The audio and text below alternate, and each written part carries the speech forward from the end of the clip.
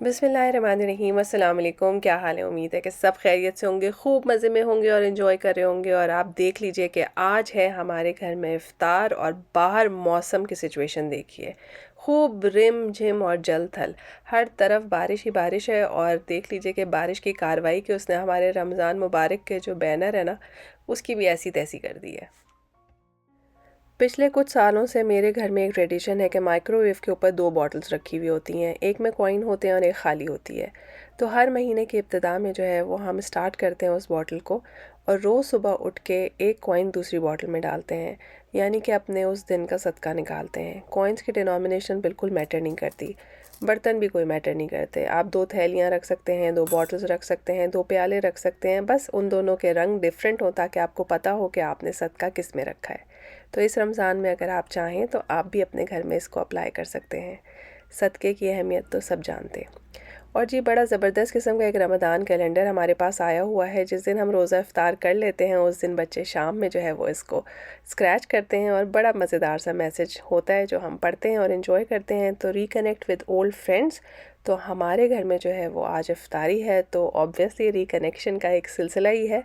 और थोड़ी सी शॉपिंग करनी थी, तो उसके लिए हम चले गए हैं जी देसी स्टोर, और वहाँ से हमें जो चीज़ें चाहिए वो अल्हम्दुलिल्लाह मिल जाती हैं।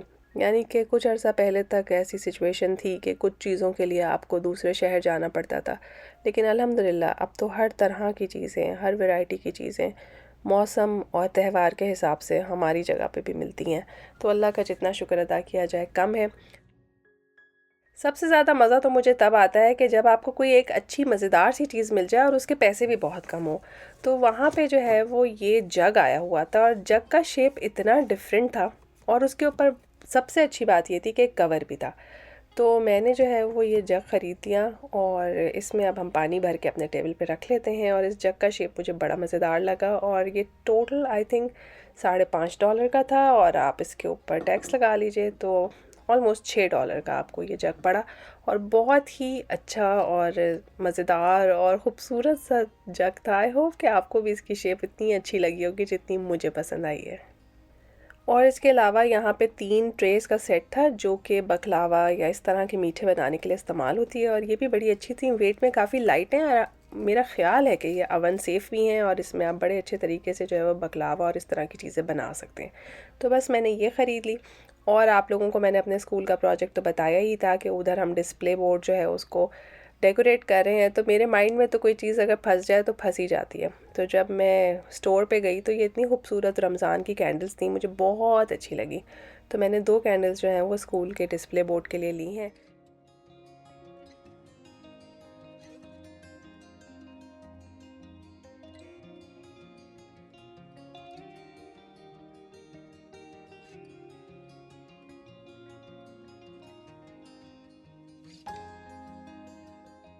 और ये इसके अलावा जो है वो मैं एक बोर्ड लेकर आई, और उसके ऊपर जो है वो रमज़ान इज़ हियर का जो है वो मैंने एक स्टिकर सा बना के लगा दिया, क्योंकि मुझे लगा कि इससे ज़्यादा लिखने की ज़रूरत नहीं है। और ये है हमारा डिस्प्ले बोर्ड, जिसे आप देख ही सकते हैं। आई होप कि आप लोगों को भी ये अच्छा लग रहा हो। मैंने इसको बहुत ज़्यादा कलरफुल तो करने की कोशिश नहीं की, क्योंकि इसमें जितनी भी खूबसूरती है वो लाइट्स की ही है। तो मुझे ज़रूर बताइएगा कि ये आपको कैसा लगा। इसके अलावा स्कूल में प्रेयर रूम का भी इंतज़ाम किया गया है, यानी कि जो बच्चे रोज़ादार हैं वो वहाँ पे नमाज़ पढ़ सकते हैं, और ब्रेक के टाइम में वहाँ पे बैठ के रेस्ट भी कर सकते हैं। है ना अच्छी बात? तो जी, अब हम आ गए हैं घर, और हम तैयारी करेंगे आज शाम की इफ्तारी की। और उसके लिए देख लीजिए, जो लास्ट व्लॉग में मैंने आपको दही बड़े बना के दिखाए थे, आज वो काम आएंगे। फ्रीज़र से मैंने उन्हें निकाल दिया और नीम गर्म पानी में भिगो दिया है। और यहाँ पे जो है वो मैं दही बूंदियों को जो है वो पानी में भिगो रही हूँ। 2 तरह के आलू मैंने कट किए हैं, छोटे साइज़ में और एक थोड़े से मीडियम साइज़ में। इन दोनों को मैं डिफरेंट बर्तनों में बॉईल कर लूँगी, क्योंकि मुझे 2 डिफरेंट चीज़ों के लिए चाहिए। हमेशा जब भी मैं इफ़्तार की तैयारी करती हूँ, सबसे पहले मैं दही बड़े और दही फुल्कियों का काम करती हूँ, क्योंकि अगर आप एक दफ़ा इन्हें बना के फ्रिज में रख देते हैं तो लिटरली आपका काम ख़त्म हो जाता है। आपने बस इसको इफ़्तार के टाइम पे बाहर निकालना होता है। तो जी, यहाँ पे दही में मैंने थोड़ा सा दूध डाला है और चीनी शामिल की है। 2 तरह के दही के आइटम होंगे, एक होंगे मीठे दही बड़े और दूसरे होंगे मिर्चों वाले ज़बरदस्त से। यहाँ पे जो है मैं मीठे दही बड़ों की तैयारी कर रही हूँ। उसमें मैंने चीनी, दूध और थोड़ा सा नमक डाला है और साथ में आप देख सकते हैं कि आलू भी बॉईल हो रहे हैं। आलू का छिलका उतार के कट करके बॉईल करने से बॉइलिंग टाइम बहुत कम हो जाता है, फटाफट बॉईल होते हैं। तो जी यहाँ पे मैंने 1 कप गाढ़ा दही जो है वो मैंने अलग कर लिया है और जो 1 कप दही है उसके अंदर मैंने थोड़ा सा दूध और शामिल करके इसको पतला कर लिया है। इसकी कंसिस्टेंसी भी आप चेक कर सकते हैं। अब ये मैंने क्यों किया है, इस वजह से क्योंकि जब आप दही बड़ों को पानी से निकालते हैं, उन्हें अच्छी तरह से निचोड़ लेते हैं तो वो बहुत स्पंजी हो जाते हैं। उस वक्त जब आप इन्हें दही में डालते हैं तो ये बहुत ज़्यादा दही को जो है वो अब्जॉर्ब कर लेते हैं और बाय द टाइम आप सर्व करते हैं दही बड़ों को तो उसमें से दही गायब हो चुका होता है। तो आप दही को डाइल्यूट कर लीजिए और आप देखिए कि मैंने बहुत ज़्यादा पतला नहीं किया है इस दही को, बस थोड़ा सा नीचे इसको डाल दीजिए, इसके ऊपर बड़े रखें और फिर ऊपर से जो है वो बचे हुए पतले दही से इसको कवर करके आप ढक के फ्रिज में रख दीजिए। 1 कप जो आपने अलग से रिज़र्व किया था उसको आप सर्विंग टाइम के लिए बचा के रखें। और जी देख लीजिए कि बारिश के क्या हालात वाक़यात हैं। शाम तक जो है वो यहाँ पे स्नो पड़नी शुरू हो जाएगी। तो पहले दिन में जो है वो खूब मज़ेदार किस्म की बारिश एंजॉय करें और शाम में ठंड से जो है वो ठिठुरते रहें। यही है हमारी ज़िंदगी यहाँ पे, लेकिन है तो मज़े की, सुबह कुछ शाम को कुछ। तो जी यहाँ पे देखें कि आलू भी बॉईल हो गए हैं और ये जो दही की बूंदियाँ थी उन्हें भी मैंने पानी से निकाल लिया है। अब इनकी तैयारी करते हैं। मीठे दही बड़े तो तैयार हो गए हैं, वो मैंने डाल दिए हैं फ्रिज के अंदर और अब इनके लिए जो है वो मैंने थोड़ा सा पतला दही रखा है। इसको आपने बहुत ज़्यादा गाढ़ा नहीं रखना क्योंकि इसके अंदर और सारी सब्जियां, चटनियाँ सब कुछ जाएंगी। तो बहुत गाढ़ा दही हो ना तो वो फिर अच्छी नहीं लगती। तो यहाँ पे जो है वो दही के अंदर मैंने डाल दिया हरी चटनी और इस टाइम पे आप शुक्र अदा करेंगे कि अगर आपने पहले से सारी चटनियाँ बना के रखी हैं। तो बस काम बहुत आसान है। चटनी डाली, उसके अंदर नमक, काली मिर्च और चाट मसाला डालें, थोड़ा सा चख लीजिए, चाहे तो ज़ीरा पाउडर डाल दीजिए अगर आपको पसंद है। तो बस अपने हिसाब से इसको थोड़ा सा चटपटा कर लीजिए। अब इसमें हम डाल देंगे बूंदियाँ। बूंदियों को जो है वो हल्के हाथ से आपने मिक्स करना है ताकि वो टूट ना जाएं और फिर जो आलू आपने इसके लिए बॉईल किए हैं वो भी आप इसी स्टेज पे इसमें शामिल करके रख सकते हैं। अब इसके अंदर जाएंगी बहुत सारी सब्जियाँ जो भी आप पसंद करते हैं, लेकिन वो बिल्कुल सर्व होने से पहले थोड़े से मैंने इसमें बॉइल्ड चने शामिल किए हैं। आप चाहें तो कैन के चने भी इस्तेमाल कर सकते हैं। तो हमारी दही बूंदियाँ भी डन हो गई हैं और यहाँ पे हम बनाने लगे हैं चना चाट। चना चाट के लिए चने बॉइल्ड हैं, उसके अंदर नमक, लाल मिर्च, काली मिर्च, चाट मसाला, थोड़ा सा जो है वो धनिया पाउडर, थोड़ा सा पिसा हुआ ज़ीरा पाउडर, बस ये आपने डाल के इसको अच्छी तरह से तेज़ आंच पे जो है वो गरम कर लेना है, मिक्स कर लेना है, जो भी आप इसे कह लें। अब इसके अंदर जो हमने बड़े साइज़ के आलू बॉईल किए थे वो शामिल करेंगे, इमली की चटनी, चिली गार्लिक सॉस और टोमेटो केचप। ये तीनों चीज़ें आपने डाल के इसको हल्के हाथों से अच्छी तरह से मिक्स कर लेना है। इस टाइम तक मैंने चूल्हा बंद कर दिया है। आप ये समझें कि मसाले के अंदर बस चनों को 5 मिनट तक तेज़ आंच पे घुमाना फिराना है और बस चने डन हो जाते हैं।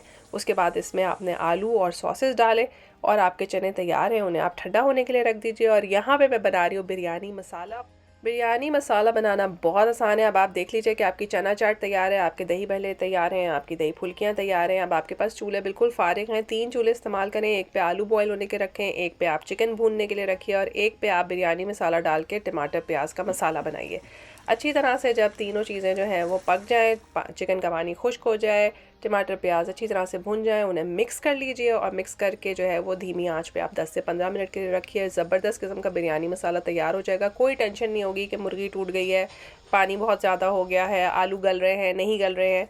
तो हमेशा बड़ी दावतों में ज़्यादा क्वांटिटी में मैं हमेशा इसी तरह से बिरयानी मसाला बनाती हूँ। अब हमारा बिरयानी मसाला डन है। अब शरबत बना के मैं डन करूँगी, जाके आराम से 15-20 मिनट, आधा घंटा रेस्ट करें क्योंकि जब तक दोपहर होगी आप इन सब कामों से फारिग हो जाएंगे। और यहाँ पे जो है वो टेबल डेकोरेशन की बारी आ गई है। लास्ट व्लॉग में जिस थाल में हमने बिरयानी सर्व की थी, आज उसमें हमने अपना नया कैंडल सेट कर लिया है। भाई चीज़ें रीयूज़ तो करनी चाहिए ना। अब हर दावत के लिए हम नई चीज़ थोड़ी निकाल सकते।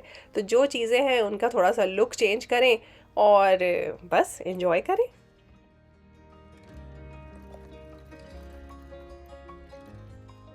और जी मौसम रंगीन है, होपफुली संगीन ना हो जाए। और यहाँ पे जो है वो खजूरें जो मेरी दोस्त डेकोरेट करके लेकर आई थी, आज मैंने सोचा कि इनकी टर्न है कि इन्हें सर्व किया जाए, ताकि बच्चे जो हमारे इफ्तार पे आ रहे हैं वो इन्हें देख के बहुत खुश हों। है ना खूबसूरत। और साथ में मैंने प्लेन खजूरें भी रखी ताकि जो वो खाना चाहे उन्हें खा सकता है। यहाँ पे चावल जो है वो मैंने बॉईल कर लिए हैं। अगर आपके पास रोज़ा खुलता है 7:30 बजे, तो बस 5:30 बजे आपने अपने बिरयानी का काम डन कर लेना है, क्योंकि इफ़्तार जो है उसमें आपने बहुत सी चीज़ें फ्राई करनी होती हैं। तो 5:30 बजे मैंने बिरयानी को दम लगा के रख दिया था। आप इसको चाहें तो अवन में जो है रख सकते हैं, वो गर्म भी रहेगी और दम भी उसी में लग जाएगा। यहाँ पे मैं बना रही हूँ पकौड़ों का मसाला, और उसके लिए मैंने बेसन के अंदर तमाम नमक मिर्च मसाले डाल के शामिल कर दिए हैं, और आलू को जो है वो कद्दूकश करके इसमें डाल रही हूँ। अच्छी तरह से इसको मिक्स कीजिए, इसमें पानी डालने की ज़रूरत नहीं है। थोड़ी देर आप इसको रहने दीजिए, फिर अगर आपको लगे कि बेसन अभी भी ड्राई है तो फिर आप थोड़ा थोड़ा करके इसमें पानी शामिल कर सकते हैं। बहुत क्रंची और क्रिस्पी पकौड़े तैयार होंगे। और जी याद है सुबह जो मीठे दही बड़े बनाए थे, वो देखें कितना सारा दही पी के बैठे हुए हैं। अब जो हमने गाढ़ा दही संभाल के रखा था उसे ऊपर से डालिए, और आपके दही बड़े तैयार हैं। ऊपर से थोड़ा सा चाट मसाला डालें और उसको सर्व करें। तो जी यहाँ पे बन रहे हैं पकौड़े, और देख लीजिए कितने मज़ेदार क्रिस्पी और मोटे मोटे गोल मटोल पकौड़े बन रहे हैं। और पकौड़ों को जो है वो मीडियम टू हाई फ्लेम पे हमेशा फ्राई करना चाहिए। बहुत स्लो फ्लेम पे रखते हैं तो ये बहुत ज़्यादा ऑयल पी लेते हैं। और फ्राइंग के लिए हर साल जो है मैं अपना पुराना फ्राइंग पैन जो है वो रिटायर करती हूँ। क्या करती हूँ कि उसको रमज़ान की फ्राइंग के लिए लगा लेती हूँ। तो अच्छा है ना। कढ़ाई जो है वो बहुत बड़ी होती है, उसमें बहुत ज़्यादा तेल इस्तेमाल होता है, तो मुझे फ्राइंग पैन में फ़्राई करना हमेशा अच्छा लगता है। और अगर आप टाइम अपने हाथ में रख के फ्राई करना स्टार्ट करेंगे तो आप कम तेल में जो है वो बहुत आराम से अच्छी चीज़ें फ्राई कर सकते हैं। हाँ, अगर टाइम शॉर्ट हो तो आपको बड़ी कढ़ाई और बहुत सारा तेल चाहिए होता है। तो जी यहाँ पे अब फ्राई हो रहे हैं समोसे। तमाम फ्रोज़न आइटम को जो है वो 1 से 2 घंटा पहले बाहर निकाल के रखें, ताकि जिस टाइम पे आप फ्राई करना शुरू करें तो वो तेल में जाके इस तरह के छपाके और फड़ाके ना मारें कि आपके हाथ पैर जलने लगें। तो जी फ्राइंग के बाद जो है वो मैं आ गई हूँ यहाँ पे अगरबत्ती जलाने। मुझे याद है कि बचपन में अम्मी जो है ना वो मगरिब के टाइम पे ज़रूर अगरबत्ती जलाती थी। उस वक्त तो हमें उसकी खुशबू अच्छी नहीं लगती थी, लेकिन मुझे लगता है जैसे जैसे मेरी उम्र बढ़ रही है ना, मैं भी वही हरकतें करने लगी हूँ। मुझे इतनी पसंद आ रही है इसकी खुशबू, और है भी वही हमारे बचपन वाली मेट्रो मिलन अगरबत्ती। किसी को इसका ऐड याद है? कितना मज़े का होता था। तो जी कनाडा में मेट्रो मिलन अगरबत्ती भी मिल जाती है, और यहाँ पे जो है वो मैं अपनी लाइटिंग को सेट कर रही हूँ। इसके काफ़ी सारे मोड्स हैं, तो मैंने कहा किस में जो है वो अच्छा लगेगा। तो बस अब हमारा जो है वो डाइनिंग टेबल परफेक्टली तैयार है। बहुत ज़्यादा तामझाम मैंने किया नहीं है, क्योंकि इसमें ऑलरेडी बहुत खाना रखना है। और आज की दावत की जो है ना वो क्या कहना चाहिए कि शो स्टॉपर जो है वो है चाट कॉर्नर। और चाट कॉर्नर ना बिल्कुल ऐसा है जैसे कराची में ठेले वाला होता है, कि उसके पास जो है वो दही बड़े भी होते हैं, तो दही फुल्कियाँ भी होती हैं, तो साथ में चने भी की होते हैं, चने की चाट होती है, पापड़ी होती है, और ज़बरदस्त खट्टे मीठे गोलगप्पे होते हैं। तो जी आपके सामने पूरा गोलगप्पा सेटअप तैयार हो रहा है। तो बॉयल चनों के अंदर आलू, चाट मसाला, नमक, काली मिर्च मिला के मैंने बना ली है फिलिंग। और यहाँ पे अगर आपको याद हो कि हमने बनाई थी इमली की चटनी और शुगर का सिरप। इमली की चटनी में शुगर का सिरप मिलाएं तो मीठा खट्टा पानी तैयार हो जाएगा। है ना मज़े की बात। और जी यहाँ पे जो हमने खट्टा पानी इस्तेमाल किया है, ये हमने शान का पानी पूरी मसाला इस्तेमाल किया है, तो उससे जो है हम छोटे ग्लासेस को भर के रख देंगे। ठीक है। और फिर गोल गप्पे के अंदर जो है वो उसकी फिलिंग भरेंगे। साथ में हम थोड़ी सी चटनियाँ रखेंगे। उस दिन मैंने आपके सामने हरी चटनी बनाई थी। एक हरी चटनी मैंने बिल्कुल प्लेन रखी है, और दूसरी हरी चटनी के अंदर मैंने चिली गार्लिक सॉस मिला दिया है। आप चाहें तो प्लेन केचप भी मिला सकते हैं, उससे फ्लेवर बिल्कुल चेंज हो जाता है, ऐसा लगता है कि कोई नए टाइप की चटनी खा रहे हैं। तो जी आपके सामने हाजिर है हमारा पूरा ठेला। ये है हमारा चाट कॉर्नर। कराची में हर कोने में चाट का जो एक ठेला होता है ना, उसके ऊपर लिखा होता है जी मज़ेदार गोलगप्पे और चाट कॉर्नर। तो हम क्या कर रहे हैं कि हम कुछ गोलगप्पों को जो है वो फिलअप करके इस पानी के ऊपर रख देंगे, ताकि लोगों को आइडिया हो जाए कि उन्होंने ग्लासेस के अंदर पानी भर के और गोलगप्पा फिल करके लेके जाना है। सारे गोलगप्पे नहीं भरूंगी मैं, कुछ गोलगप्पे भरूंगी। उसके अलावा जो है, जैसे आपको पता है कि मैं पहले से ही सारे बर्तन निकाल के रखती हूँ, अपना सेटअप माइंड में तैयार रखती हूँ कि मैंने किस चीज़ को किस चीज़ में सर्व करना है, ताकि एंड टाइम पे बहुत ज़्यादा भाग दौड़ ना हो।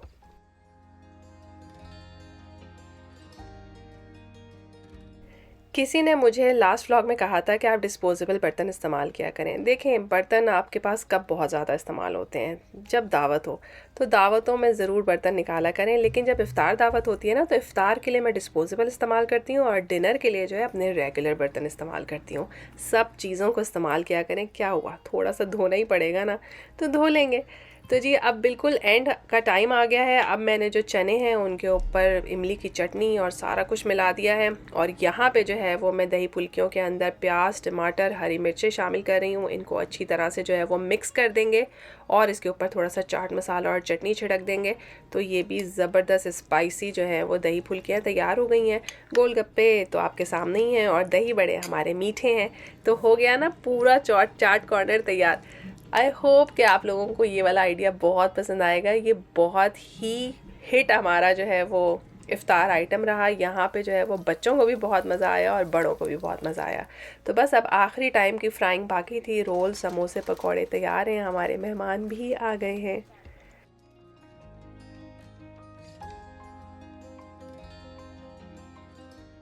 और जी फाइनल टचेस के लिए जो है वो हम तमाम पापड़ी को जो है वो अच्छी तरह से क्रश करेंगे, कुछ चने के ऊपर डाल देंगे और कुछ दही फुल्कियों के ऊपर। तो बस ये काम आपने एंड में करना है। किसी को जमात में शामिल होना तो है।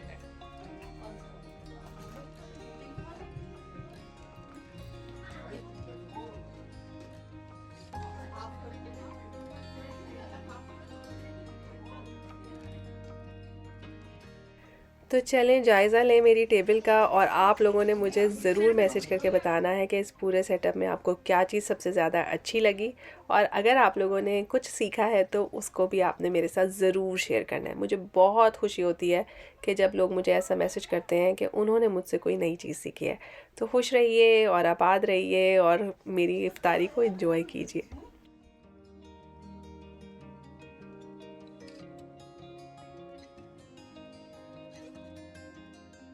चाट कॉर्नर तो जी उस दावत की जान था, और मैं ये सोच रही थी कि अगर मैं पाकिस्तान में होती ना तो मैं ये पूरा सेटअप एक ठेले के ऊपर करती। तो अगर आप लोगों के लिए पॉसिबल है तो अपनी इफ्तार पार्टी में किसी ठेले का इंतज़ाम कीजिए। कलमा,